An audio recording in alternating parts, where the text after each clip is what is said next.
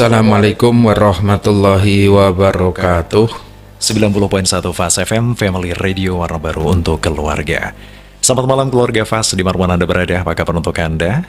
Semoga ibadah puasa Ramadan Anda senantiasa diberikan kelancaran, sehingga malam ini Anda setelah berbuka puasa segar, fresh. Apalagi untuk Anda yang baru saja pulang dari jamaah salat tarawih, saatnya untuk Anda kembali stay tune di 90.1 Fas FM, karena program kesayangan Anda menyapa Anda kembali. Baiti Janati, Rumahku Surgaku. Untuk edisi malam ini, Selasa 4 April 2023, bertepatan juga dengan tanggal 14 Ramadan 1444 Hijriah.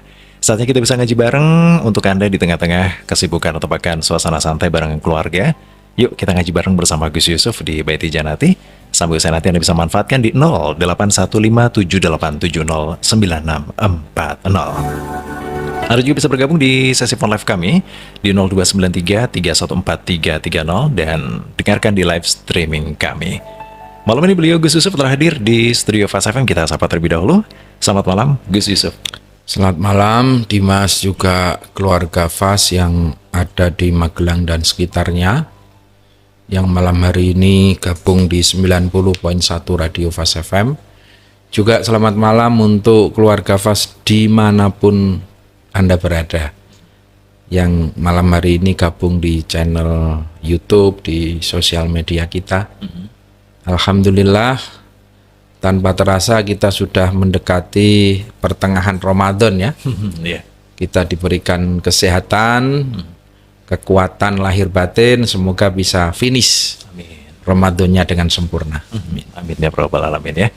Oke keluarga Fas, di malam ini untuk Anda yang baru saja bergabung di 90.1 Fas FM di YouTube channel kami, atau juga untuk Anda yang mendengarkan di live streaming, kami informasikan kepada Anda bahwasanya untuk malam ini Anda bisa bergabung di 081578709640-nya untuk bisa menanyakan langsung biduk rumah tangga, solusi, problem, atau bahkan beberapa hal yang lainnya bersama Gus Yusuf di malam ini. Sesemangat ini yang kita rasakan Gus untuk ibadah puasanya, tetapi di luar sana masih banyak saudara-saudara kita, apalagi tim kita yang lemes ini Gus. Karena U20 batal akhirnya tuh dilaksanakan di Indonesia ini Gus. Masih banyak dan ramai sekali diperbincangkan ini. Bahkan semalam Dimas ketika habis tarawih juga sama teman-teman ngomongnya U20 juga gitu ya. Sangat ramai nih. Bagaimana menurut Gus Yusuf? Iya, memang Piala Dunia Under 20 ini sebetulnya menjadi harapan semua masyarakat ya. Kapan lagi kita ini bisa melihat timnas kita main di event Piala Dunia, meski ini U20 ya. Tapi ini sebetulnya kan prestasi yang luar biasa. Karena dengan menjadi tuan rumah, otomatis kita mendapatkan ya partisipan khusus gitu loh. Karena kalau melalui jalur seleksi Indonesia itu masih jauh gitu loh. Belum lolos juga ya? Masih jauh gitu loh. Ini ASEAN aja kan nggak ada yang lolos, kayak Vietnam, kayak apa Thailand nggak lolos kan. Ini kesempatan Indonesia. Ini sebenarnya menjadi lompatan, penyemangat gitu loh. Nah, juga tentu ini menjadi angin segar bagi perekonomian setelah kemarin terhantam COVID 2 tahun. Ini ada event yang besar. Ini kan juga hotel-hotel siap panen kan. Sebetulnya udah di depan mata lah, tinggal 2 bulan lagi. Tiba-tiba ada ya apa ya, kalau saya bilang mungkin blunder lah dari kita sendiri. Ini yang kita sayangkan itu loh. Yang kita sayangkan di situ. Ya sebetulnya kalau memang nggak sepakat, ya kenapa dulu tanda tangan, teken. Ini kan soal komitmen aja. Proses ini kan lama, sebagaimana disampaikan Pak Jokowi kemarin. Ini sudah sejak 2019 kan, dan bukan proses yang gampang, melalui bidding, terus melalui survei, cek sana, cek sini, lobby sana, lobby sini. Ini kan proses yang lama dan makan biaya banyak itu loh. Kalau memang nggak siap, kenapa dulu daftar? apakah nggak tahu kalau yang namanya Israel itu bagian daripada FIFA? Israel itu diakui menjadi bagian daripada negara sepak bola kan? Ya otomatis itu kan harus sejak awal sudah harus dihitung kan? Harusnya gitu loh. Dan juga kenapa kemarin nggak pernah ada suara macam-macam? Padahal Israel beberapa kali ngirim kontingen juga ke Indonesia. Berapa tahun yang lalu kan juga ada balap sepeda di Velodrome Jakarta. Itu 2 atau 3 atlet Israel ikut berlaga di situ. Terus pernah juga atlet panjat tebing atau apa ya kalau nggak salah. Itu juga ada atletnya. Dan adem-adem aja, nggak ada protes gitu loh. Bahkan yang lebih anu lagi kan ketika di Bali tahun kemarin ada pertemuan parlemen itu perwakilan Israel datang. Begitu ya. Dan disambut dengan ya karena itu bagian dari diplomasi kan untuk mendamaikan kan. Nah, kenapa tiba-tiba sekarang ketika Piala Dunia sudah di depan mata tiba-tiba ditolak Israelnya? Itu yang menjadikan perih lah bagi kita masyarakat bola kan di situ. Masyarakat bola ya. Iya.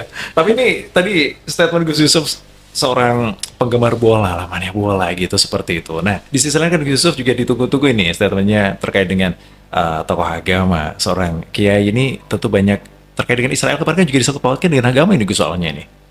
Jadi memang ini nggak bisa serta-merta disandingkan ya.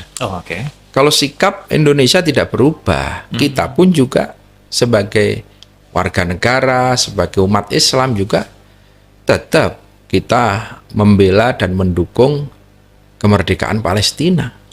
Itu tidak berubah. Masjidil Aqsa harus kembali ke pangkuan Palestina. Ini perjuangan yang tidak boleh bergeser 1 inci pun. Kita tetap posisinya adalah mendukung dengan kuat untuk kemerdekaan Palestina, untuk kembalinya Masjidil Aqsa ke Palestina. Tapi soal bola ini juga sendiri karena FIFA ini punya statuta sendiri, punya aturan main sendiri gitu loh. Jadi memang ya nggak bijak kalau ini dicampur adukkan gitu loh. Meskipun ya sepak bola memang nggak bisa lepas dari politik, tetapi tidak semuanya sepak bola itu harus dicampur dengan politik. Kita harus dan tetap mendukung kemerdekaan Palestina.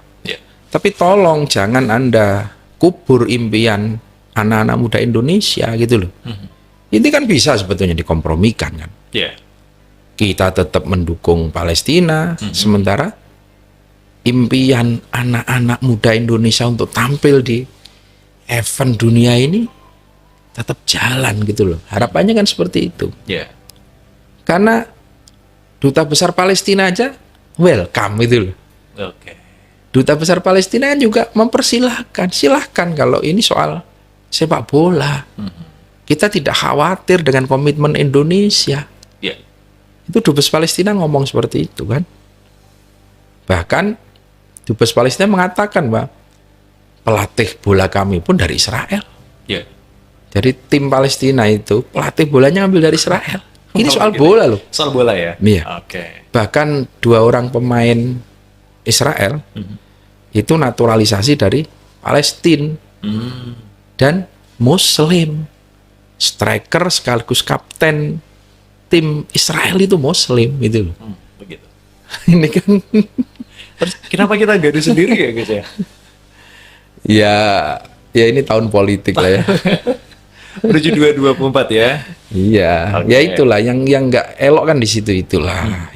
Tapi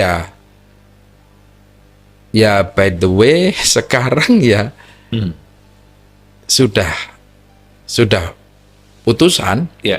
Kita memang sekarang ini Pak Erik juga lagi berangkat lagi ke Eropa untuk lobby. Karena juga ini kan bahayanya Indonesia ini nanti disanksi. Sanksi berupa? Ya, dikucilkan dari masyarakat sepak bola internasional. Ini yang berbahaya. Oke. Pemainnya nanti nggak boleh ikut event-event turnamen internasional. Ya. Ini bahaya. Maka Pak Erik lagi coba ke Eropa, ke FIFA untuk ngelobi lagi. Udahlah kita batal, terimalah. Tapi jangan disanksi gitu loh. Begitu. Ya. Dan juga ini ada kans untuk ngelobi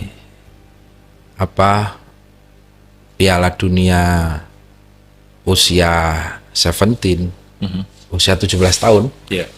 Yang sedianya akhir tahun ini digelar di Peru, itu juga dibatalkan. Begitu. Kalau Peru dibatalkan sih karena soal infrastrukturnya nggak siap. Oke. Karena lagi krisis, lagi concern pemulihan ekonomi, nggak sempat bangun stadion lah, bahasa sederhananya gitu. Ini kosong lah, ini coba di lobby lah untuk Tombo Gelo mungkin. Tapi emang aneh bangsa kita ini. Ya, sekalinya gaduh sendiri nih. Nah iya, ini yang ya sekali lagi lah, ini sepak bola harus tetap jalan. Tetap jalan ya. Tetap jalan terus. Karena di depan mata besok ada SEA Games, ada Asian Games. Yeah. Ini jangan terus kendor semuanya lah. Tapi ini juga menjadi pelajaran lah untuk para pemangku kebijakan. Yeah.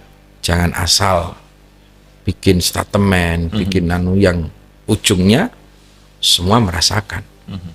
Semua merasakan. Karena jelas pembatalan ini karena intervensi pemerintah. Bukan karena hal-hal yang lain. Ada yang mengatakan ini kan soal Kanjuruhan. Ya, mungkin ada relasi dari situ. Yeah. Kanjuruhan itu sampai hari ini pun kita juga tetap menuntut untuk diteruskan prosesnya. Ya, sampai clear ya. Sampai clear. Itu tidak boleh berhenti gitu loh. Itu berdiri sendiri. Ini harus jalan terus. Yeah. Nah, soal Kanjuruhan itu kan lobby Indonesia berhasil. Akhirnya Indonesia tidak di-ban, tidak disanksi. Yeah. Padahal korbannya begitu banyak. Oke.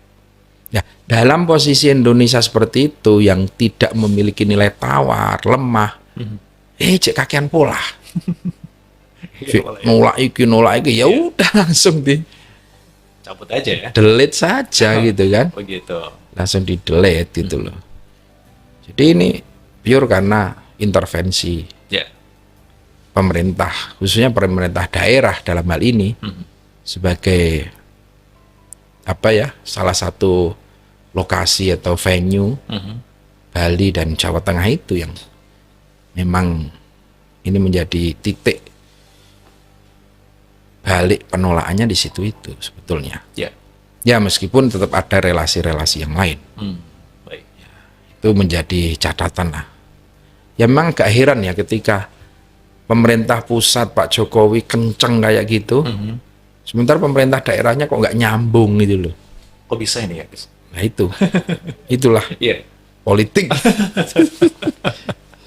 Baik, Gus Uso menyampaikan ada pihak-pihak yang dirugikan, termasuk apapun, yang sudah ada korelasinya dengan sepak bola ini atau olahraga, sport tourism dan juga yang macam-macam lainnya, hotel dan juga pembuat jersey dan juga yang lainnya ini. Iya, ada teman Surabaya itu,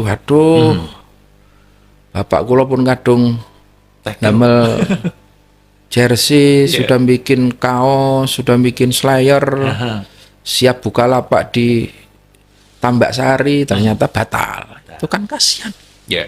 Bagi mereka bukan duit sedikit loh untuk modal kayak itu, 20 juta, 25 juta, dan itu banyak yang udah nyiapin, jaketnya udah jadi, kaosnya udah jadi. Itu juga hotel-hotel, cateringnya, wah ini rentetannya panjang ya. Maka kerugian secara material mungkin ya ada yang mengatakan bisa sampai 15 triliun, 40 triliun dari potensi yang masuk itu loh. Iya, begitu. Kalau yang untuk persiapan ini ya mungkin sekitar 3 triliun udah keluar. Begitu. Wah itu kalau ya sudahlah namanya. Gimana, Argentina sudah diterima kok ya? Iya. Baik, tapi ada tidak Gus pihak-pihak atau siapakah pihak yang diuntungkan dari peristiwa ini sebenarnya? Ya Argentina yang paling diuntungkan. Yang paling diuntungkan ya? Kalau dalam negeri semoga tidak ada yang merasa diuntungkan lah. Karena ini duka semua masyarakat. Harusnya ya. Dan sepak bola itu adalah olahraga pemersatu bangsa. Ya. Ketika nonton timnas, semua orang lupa dia sukunya apa, agamanya apa, partainya apa, semua bisa kumpul jadi satu. Gitu loh. Sepak bola adalah olahraga masyarakat, pemersatu bangsa itu loh. Begitu. Jadi ya semoga tidak ada yang menari-nari di atas luka gitu. Itu harapannya ya. Saya sih kemarin harapannya Gus Yusuf bisa menyaksikan kancah internasional kelas dunia di Qatar gitu. Wah, besok Dimas di Jawa Tengah ada kok, tenang aja gitu. Iya, kapan lagi kan? Gitu. Ternyata nggak jadi juga nih. Bisa Waduh. nonton di Solo, nonton di Surabaya. Baik. Iya. Baik, terima kasih Gus. Nasihat Gus untuk para pemain kita, termasuk juga atlet-atlet kita yang tentu ini sangat perlu spirit yang harus dibangun lagi nih Gus. Ya harus tetap semangat lah. Saya juga terus terang agak gelo juga ketika melihat timnas kemarin datangin Pak Jokowi malah pada mau daftar polisi, mau daftar PNS. Ini gimana nak? Baru kayak gini aja udah letoy gitu loh. Iya. Ya harus terus lah. Kalau Anda sudah memilih sepak bola ini menjadi jalur kehidupannya, menjadi jalur prestasinya, harus konsisten lah. Masa baru kayak gini terus udahlah saya tak jadi PNS aja lah. Banyak yang terima meskipun ya Gus ya. Iyalah, tapi kan itu aset yang mahal bagi kita. Jangan pupus, jangan layu sebelum berkembang. Itu yang eman-eman di situ kan. Ya oke. Tapi juga kita harus siapin generasi terus ya Gus ya. Ya harus terus lah. Ya kita tetap bermimpi. Ya. Boleh kan mimpi? Ya. Bahwa Indonesia akan mentas di Piala Dunia nanti, entah usia berapa, ya semoga melalui jalur kualifikasi lah. Tentu ini bukan hal yang mustahil kalau berlatih keras dan semua komponen bangsa ini mendukung, kompetisinya rapi, terus pembinaan usia dininya juga jalan, insya Allah lah. Mungkin ya 5, 10, 20 tahun lagi. Amin ya. Oke, mungkin dari kalangan santri juga ada nanti ya main ya. Semoga. Amin ya. Seperti dan ada satu tema yang sangat menarik, ancaman bagi orang yang enggan puasa. Assalamualaikum warahmatullahi wabarakatuh. Gus Yusuf, Ramadan memang bulan penuh berkah. Buktinya semangat untuk melakukan ibadah di bulan ini jauh lebih tinggi daripada bulan-bulan yang lain. Dari tahajud, hajat, sholat sunnah yang lainnya dilakukan dengan penuh sungguh-sungguh. Tapi sebenarnya ini menyimpan pertanyaan ini Gus. Kenapa kok seperti itu? Bukannya manusia itu diciptakan untuk beribadah memang, untuk menyembah Allah Subhanahu wa Ta'ala. Dan ibadah kan bukan hanya di bulan Ramadan itu. Di bulan-bulan yang lain kenapa tahajud tidak dilakukan? Hajat dan juga sunnah-sunnah yang lainnya gitu. Itu pertanyaan saya. Dan ada pula yang menjalankan tarawih, sholat id hanya karena ikut-ikutan saja, ben kayak liane gitu. Istilahnya kalau sekarang status membukakan pintu hatinya sebelum Allah menghendakinya untuk kembali. Amin. Mohon doanya dari Gus Yusuf juga. Terima kasih saya ucapkan. Mohon maaf atas tulisan saya yang mungkin kurang sopan, kurang berkenan. Itu saja, saya akhiri. Wassalamualaikum warahmatullahi wabarakatuh. Indri Cahyaningrum, saya seorang pelajar di Sleman ini. Terima kasih Mbak Indri ya? Iya, ini Indri atau Mas ya? Atau Mas ya. Atas atensinya juga keluarga FAS yang masih setia di 90.1 Radio FAS atau yang di sosial media kita. Jadi memang Ramadan itu sebagaimana magnet yang luar biasa, yang menarik kekuatan. Jadi nanti Ramadan pamit, ibadahnya juga pamit. Masjid sepi lagi. Ya. Masjid sepi lagi, tadarusnya berhenti, ngaji-ngajinya berhenti, kemaksiatan muncul lagi. Nah, memang ada ulama yang mengatakan bahwa bi'sal kaum la ya'rifunallaha illa fi ramadhana. Alangkah buruknya tingkah mereka, alangkah buruknya perilaku satu kaum yang tidak mengenal Allah kecuali hanya di bulan Ramadan. Jadi mau beribadah hanya di bulan Ramadan. Itu saja dikatakan bi'sal kaum, seburuk-buruknya kaum. Apalagi kalau di bulan Ramadan pun dia juga nggak mengenal Allah. Yang tadi meninggalkan puasa dengan sengaja. Wong yang berpuasa aja, ibadah saja, tapi setelah Ramadan lewat, ibadahnya juga hilang. Itu pun dikatakan bisa. Alangkah buruknya. Apalagi yang di bulan Ramadan juga nggak mengenal Allah. Itu kan seperti melecehkan bulan suci, melecehkan bulan yang mulia. Ada satu hadis yang diriwayatkan oleh Abu Umamah Al-Bahili radhiyallahu anhu. Abu Umamah itu pernah mendengar dari Rasulullah, sami'tu Rasulullah. Beliau bersabda, bainama ana naimun. Jadi kurang lebihnya Rasulullah itu menceritakan, saya pernah di suatu malam ketika saya tidur, kata Rasulullah, saya didatangi oleh 2 orang laki-laki yang tiba-tiba menggandeng tangan saya, mengajak naik di bukit yang terjal. Tentu laki-laki itu malaikat lah. Bukit itu sangat terjal. Rasulullah mengatakan, wah berat nih, sulit ini jalannya. Malaikatnya bilang, udahlah, nanti saya bantu. Nggak usah khawatir Muhammad, ayo saya bantu, naik. Nah di tengah perjalanan itu, Rasulullah mendengar ada suara jeritan, tangisan.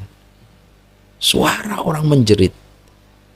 Rasulullah tanya kepada malaikat tadi pendamping, siapa itu? Terus malaikat berkata, itu suara dari ahli kubur. Dia akan mendapatkan hukuman yang setimpal dengan pelecehannya. Itu Rasulullah diperlihatkan oleh Allah. Seperti itu nanti umatmu yang di bulan Ramadan dengan sengaja dia tidak melaksanakan puasa.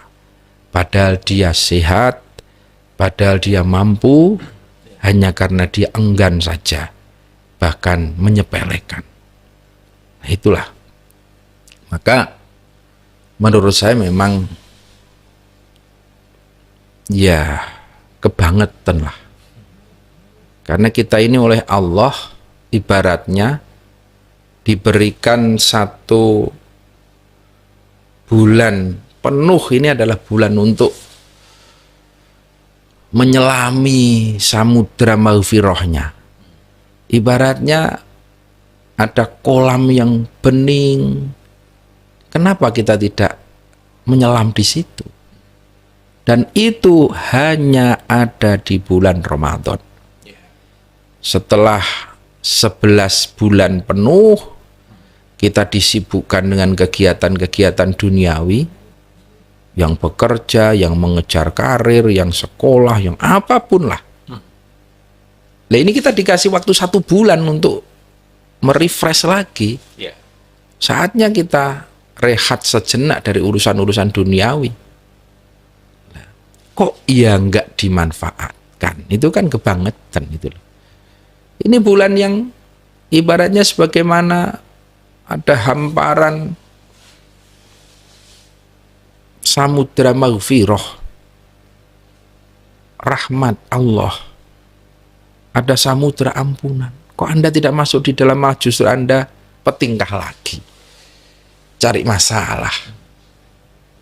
Dan ingat loh, bulan Ramadan ini yang namanya iblis, setan di penjara, pensiun sementara. Jadi kalau Anda nggak puasa, Anda melakukan maksiat, Ya memang aslinya Anda itu. Jangan Anda mengkambing hitam, wah saya khilaf, saya tergoda lah, enggak. Wong setannya di kerangkeng kok. Tergoda apa? Ya Anda sendiri itulah. Yang memang rusak, yang memang ya.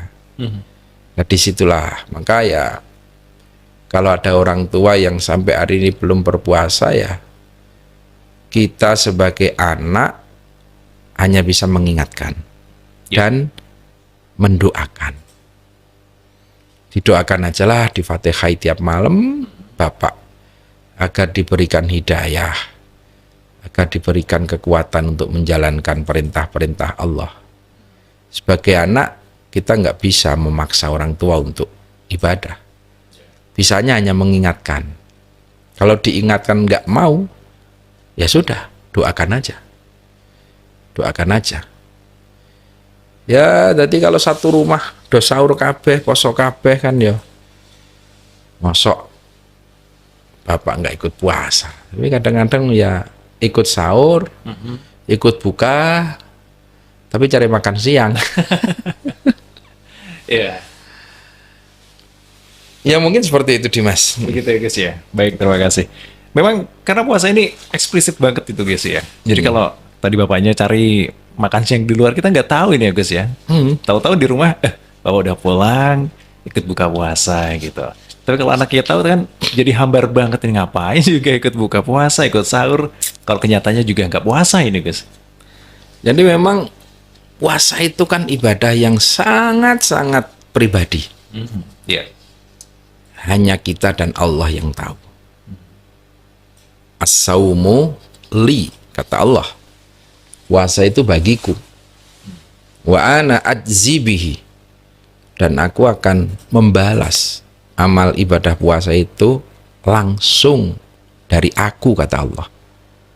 Kalau amal-amal ibadah yang lain, Allah itu memberikan pahala mungkin lewat malaikat. Ada perantara. Tapi khusus pahalanya puasa ini Allah langsung. Karena apa? Ya karena puasa itu ibadah yang tadi sangat privasi. Gak ada tanda-tanda orang berpuasa itu Dimas. Kalau orang sholat itu minimal keluarga tahu lah.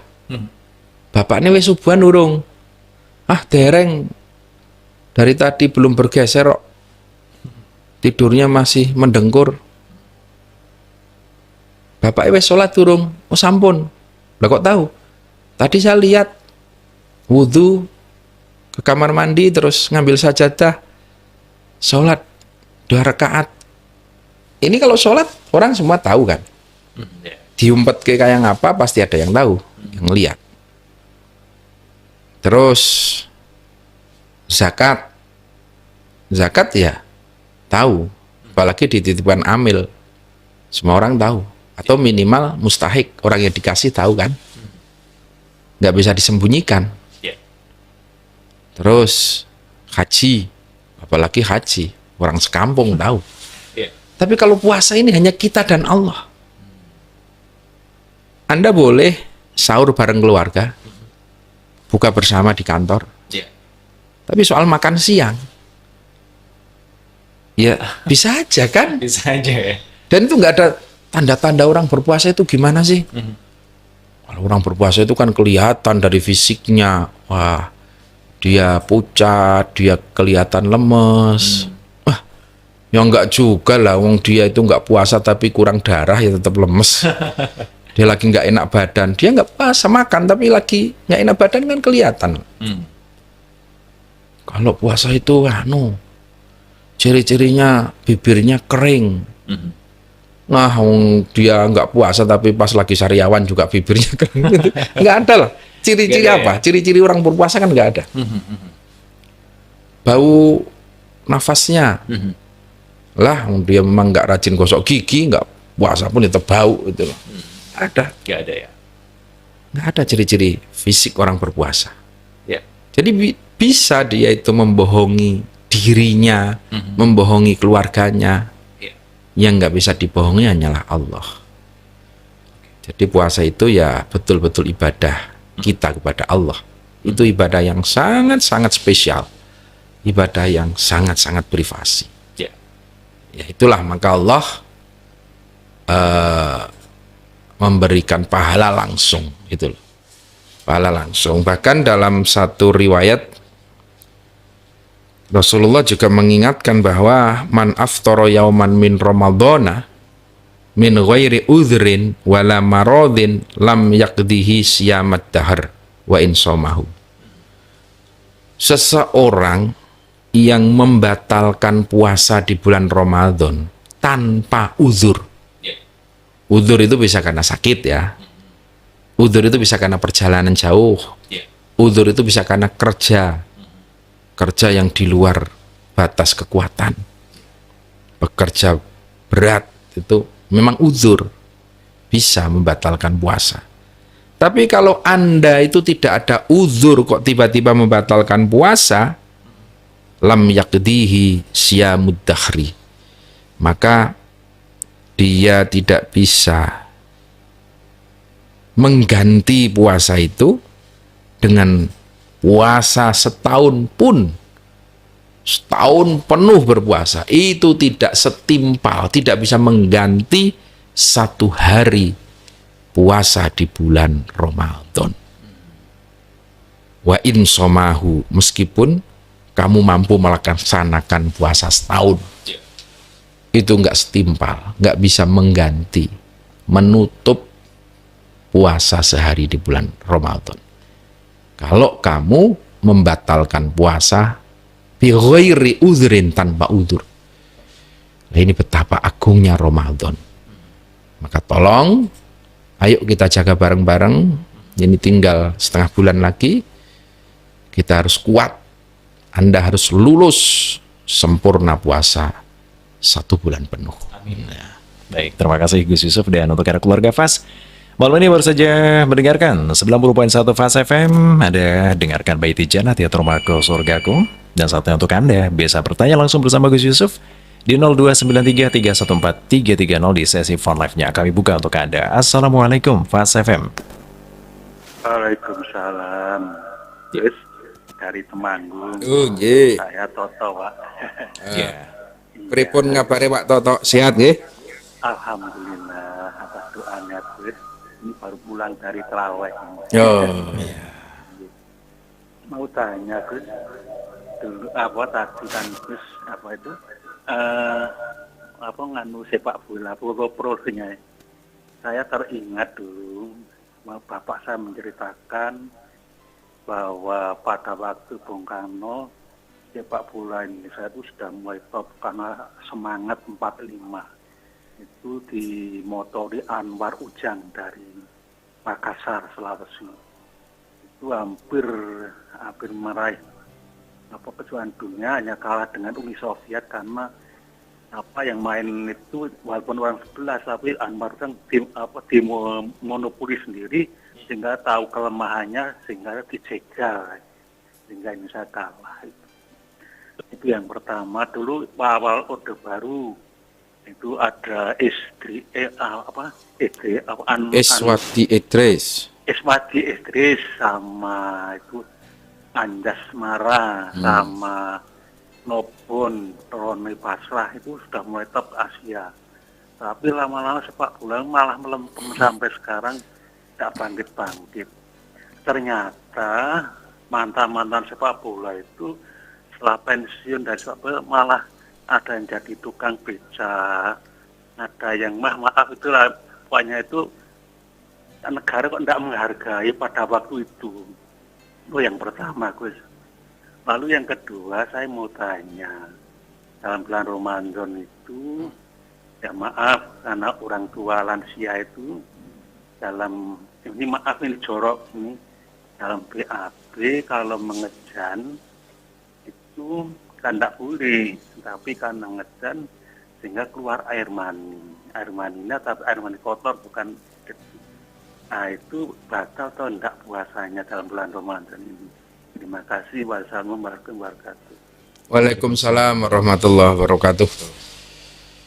Iya, memang kalau kita cerita tentang mantan-mantan pemain nasional yang tidak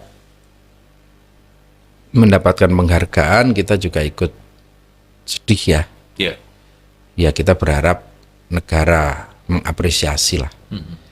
Ya, karena mungkin itu yang menjadi faktor X lah.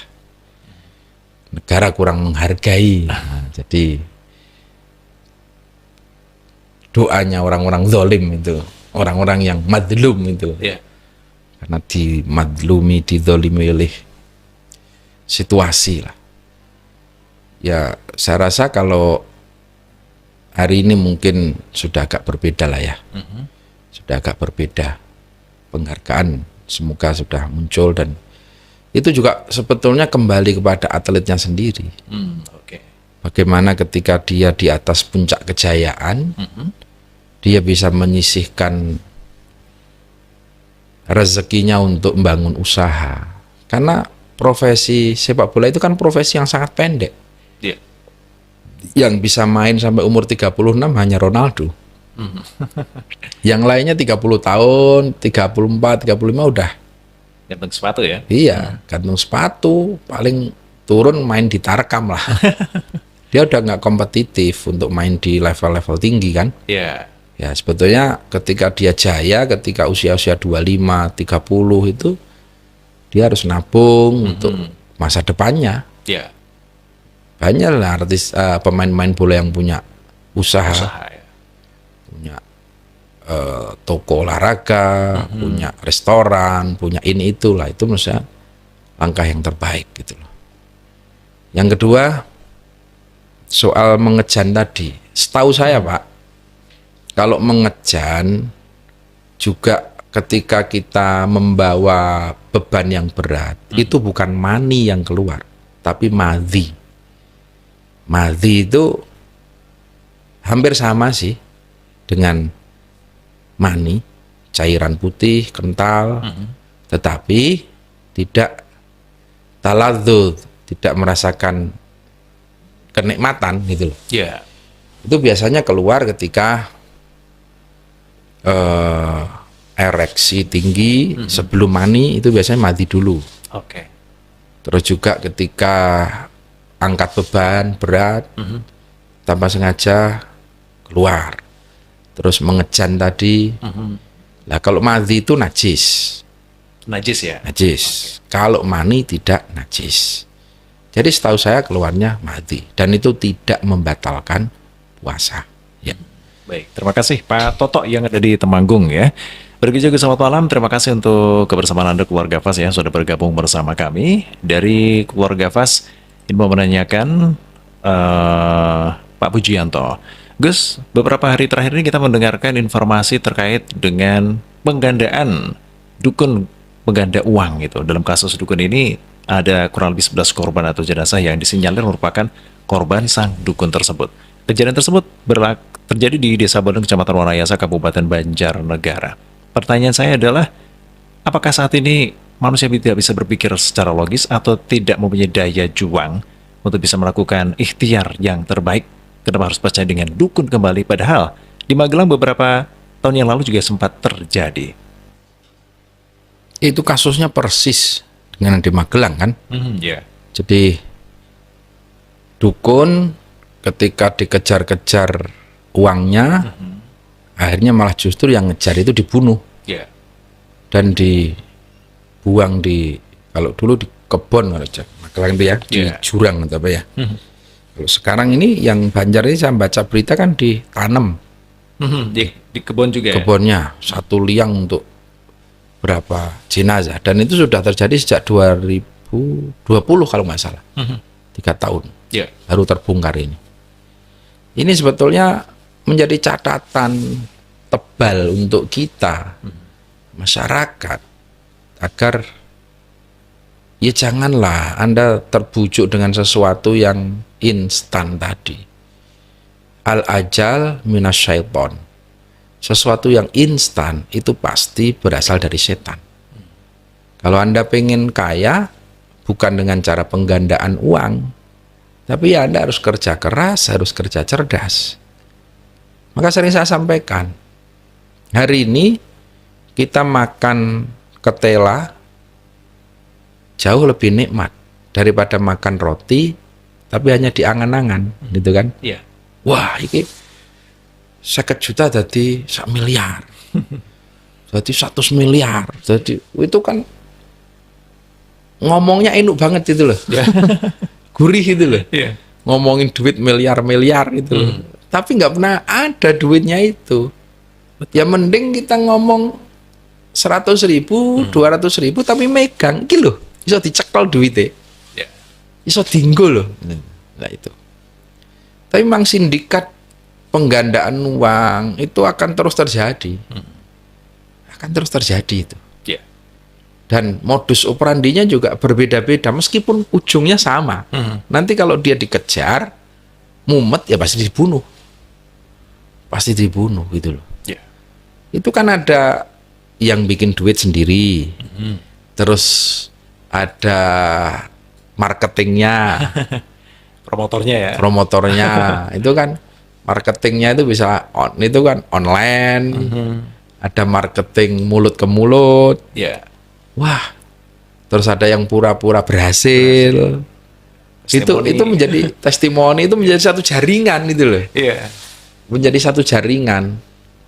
Nah itu menjebak korban-korbannya.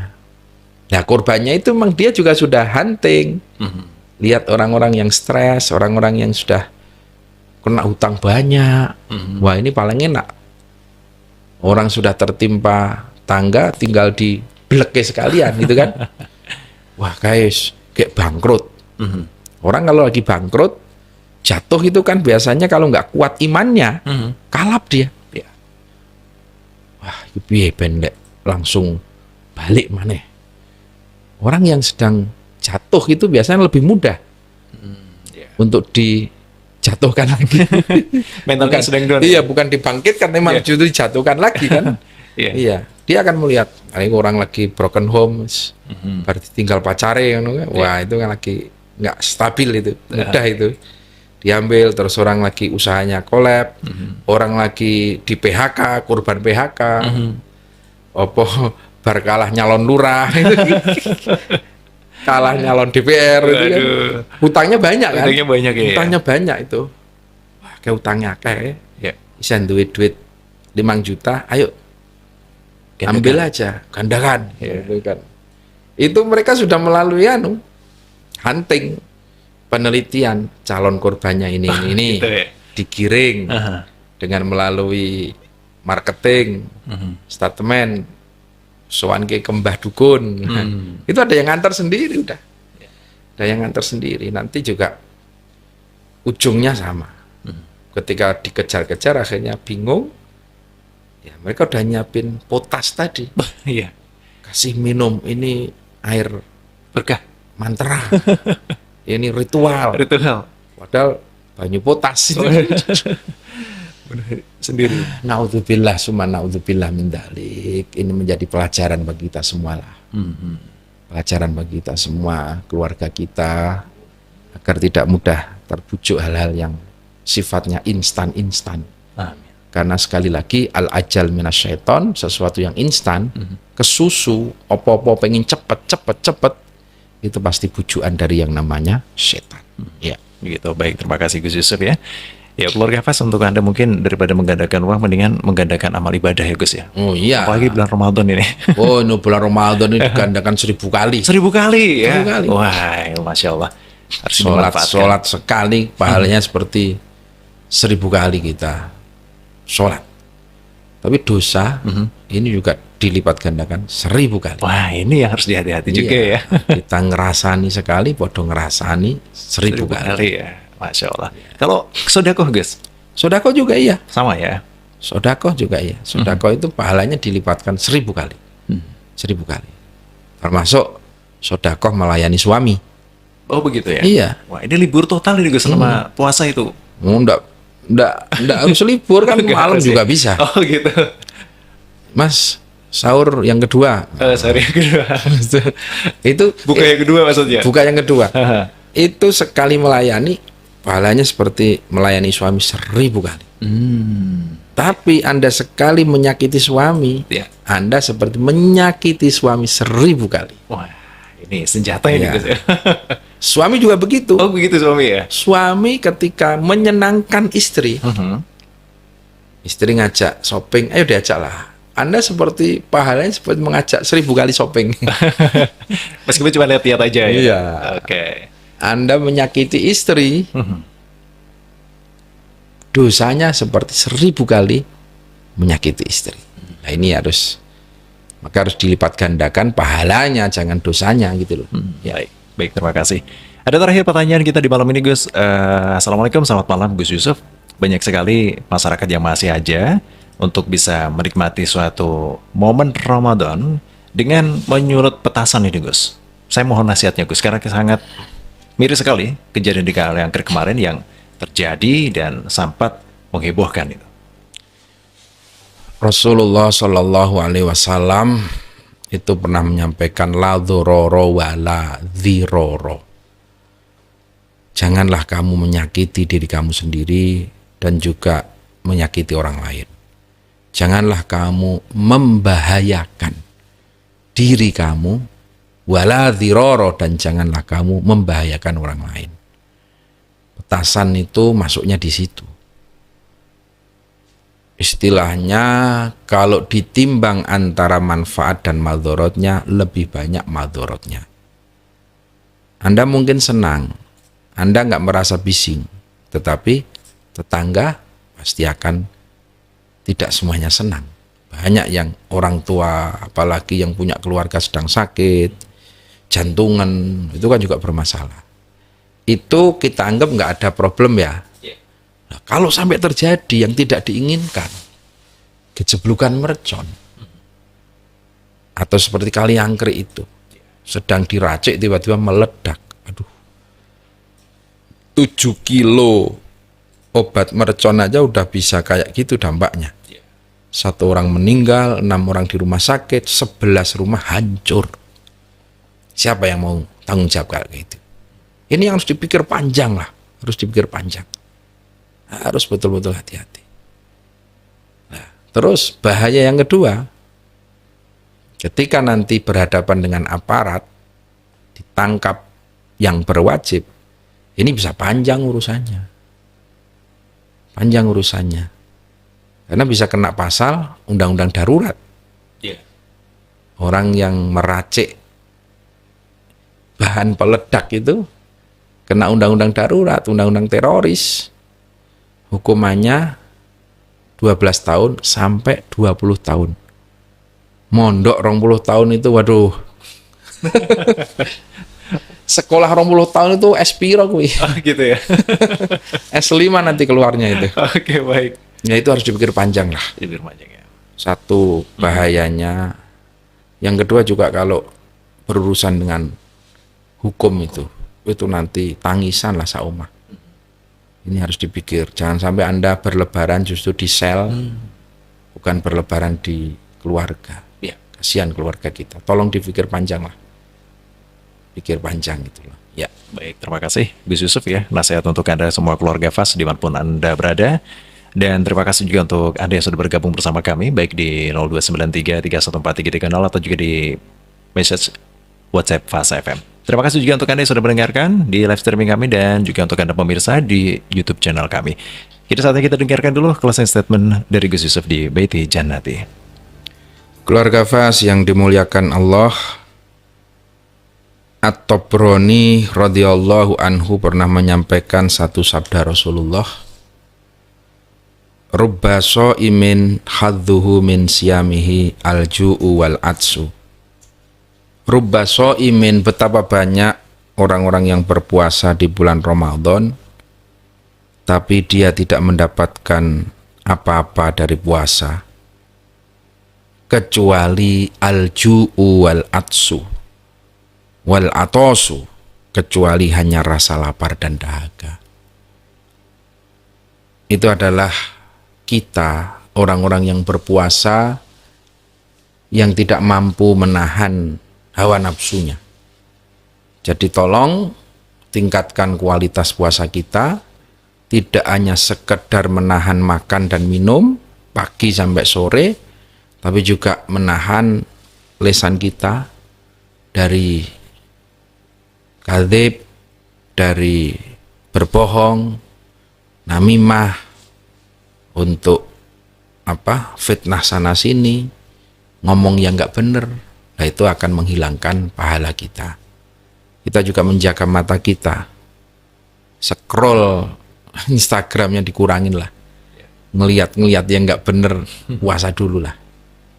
Telinga kita mendengar hal-hal yang tidak ada gunanya, maka perbanyaklah membaca Al-Quran, karena ibadah yang paling utama di bulan Ramadan adalah tadarus Al-Quran. Perbanyak membaca Al-Quran, semoga kita bisa menikmati Ramadan. Amin. Dan bisa sempurna ibadahnya sampai di akhir bulan nanti. Amin. Ini yang menjadi harapan kita. Ya. Baik. Terima kasih Gus Yusuf, dan juga untuk Anda keluarga FAS dimanapun Anda berada. Beberapa pertanyaan yang malam ini belum sempat kami jawab, insya Allah di kesempatan yang akan datang akan kami hadirkan kembali untuk Anda. Selamat malam, selamat beristirahat, dan Assalamualaikum warahmatullahi wabarakatuh.